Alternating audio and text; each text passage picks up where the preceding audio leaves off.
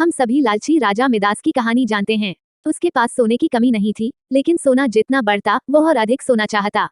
उसने सोने को खजाने में जमा कर लिया था और हर रोज उसे गिना करता था। एक दिन जब वह सोना गिन रहा था तो एक अजनबी कहीं से आया और बोला, तुम मुझसे ऐसा कोई भी वरदान मांग सकते हो जो तुम्हें दुनिया में सबसे ज्यादा खुशी दे। राजा खुश हुआ और उसने कहा, मैं चाहता हूँ कि जिस चीज को छूऊं वो सोना बन जाए। अजनबी ने राजा से पूछा, क्या तुम सचमुच यही चाहते हो? राजा ने कहा, हाँ। तो अजनबी बोला, कल सूरज की पहली किरण के साथ ही तुम्हें किसी चीज को छूकर सोना बना देने की ताकत मिल जाएगी। राजा ने सोचा कि वह सपना देख रहा होगा, यह सच नहीं हो सकता।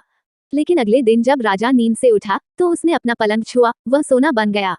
वह वरदान सच था। राजा ने जिस चीज को भी छुआ वह सोना बन गई। राजा ने जिस उसने खिड़की के बाहर देखा और अपनी नन्ही बच्ची को खेलते पाया।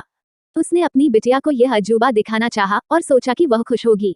लेकिन बगीचे में जाने से पहले उसने किताब पढ़ने की सोची। उसने जैसे ही उसे छुआ वह सोने की बन गई। वह किताब को पढ़ न सका। फिर वह नाश्ता करने बैठा, जैसे ही उसने फलों और पानी के गिलास को छुआ वे भी सोने के बन गए। उसकी भूख बढ़ने लगी और वह खुद से बोला, मैं सोने को खा और पी नहीं सकता। ठीक उसी समय उसकी बेटी दौड़ती हुई वहां आई और उसने उसे बाहों में भर लिया। वह सोने की मूर्ति बन गई। अब राजा के चेहरे से खुशी गायब हो गई। राजा सिर पकड़कर रोने लगा। वह वरदान देने वाली अजनबी फिर आया और उसने राजा से पूछा कि क्या वह हर चीज को सोना बना देने की अपनी ताकत से खुश है। राजा ने बताया वह दुनिया का सबसे दुखी इंसान है।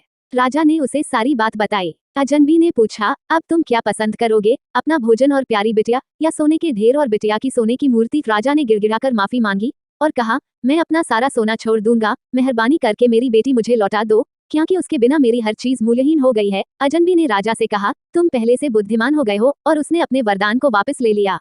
राजा को अपनी बेटी फिर से मिल गई और उसे एक ऐसी सीख मिली जिसे वह जिंदगी भर नहीं भुला सका। इस कहानी से क्या शिक्षा मिलती है? घटिया या विकृत जीवन मूल्यों से दुख ही मिलता है और कई बार इच्छा का पूरा होना न पूरा होने से बड़ा दुख बन जाता है।